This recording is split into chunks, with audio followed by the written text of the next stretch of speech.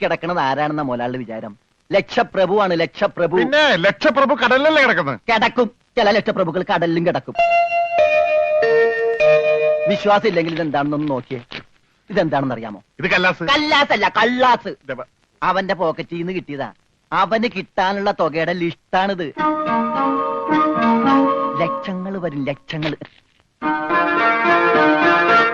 ഇവന്റെ മുഖം കണ്ടാൽ അറിഞ്ഞൂടെ ഇവൻ ചിക്കിളിയുള്ള വീട്ടിലെ പയ്യനാണെന്ന്. ഇവനെ രക്ഷപ്പെടുത്തിയ വകയിൽ ഒരു 5 ലക്ഷം രൂപ നമുക്ക് വാങ്ങിച്ചെടുത്തൂടെ? ആരോട് മേടിക്കും? അവന്റെ ഡാഡിയുടെ കയ്യിന്ന്. തന്നില്ലെങ്കിലോ? കടപ്പുറ ഇളകും, കുത്തിപ്പിടിച്ച് വാങ്ങും. ഡാഡി നിനക്കറിയാമോ? അത് മമ്മിക്കറിയാലോ. മമ്മി നിനക്കറിയാലേ? അത് ഇവനറിയാലോ. ഇവനാരടാ? അത് അവർക്കറിയാലോ. ആർക്ക്? ഡാഡിക്കും മമ്മിക്കും. ഡാഡി മമ്മി ആരടാ?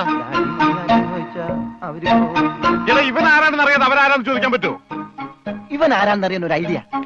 ഇവന്റെ ഒരു ഫോട്ടോ എടുത്തിട്ട് ഇവനെ തന്നെ കാണിച്ചിട്ട് ഇതാരാന്ന് ചോദിച്ചാ പോരെ? അപ്പൊ അവൻ പറയില്ലേ? ഇല്ലേ?